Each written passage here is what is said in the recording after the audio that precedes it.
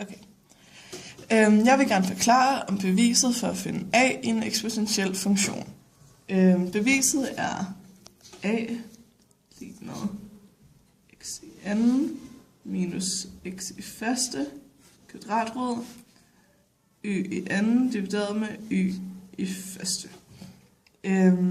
For at finde a, så ser vi lige den normale funktion for en eksponentiel stigning, som er y lige med b gange a i x'ene. Og da vi gerne vil finde a, så gør vi sådan, at vi siger... først så tegner jeg lige hurtigt en eksponentiel funktion. Og så siger vi, at der er 2 punkter. Det her er x1, som er y1. Og det her er x2,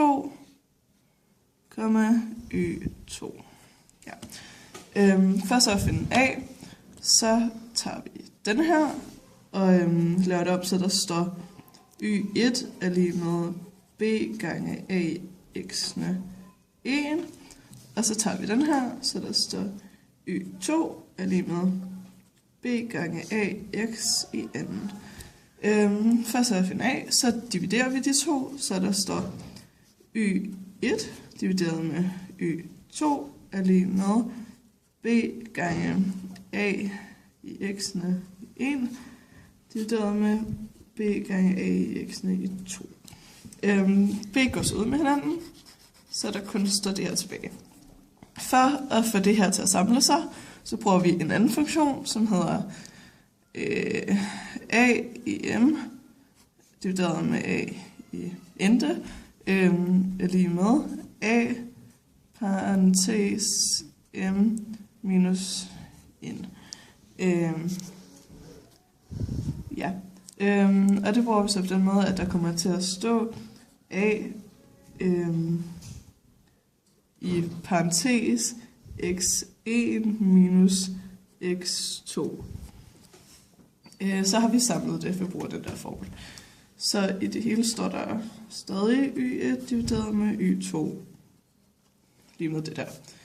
For så fjerne det her, den her, og isolere a, så bruger vi kvadratroden på begge sider, så der står x i anden minus x i...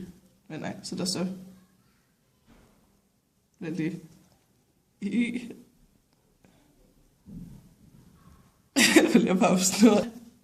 Okay, det jeg blev lige i tvivl om, jeg skrev forkert, men det havde jeg ikke. Så der står x i anden minus x i første kvadratrod. Okay, det var en meget specifisk kvadratrod.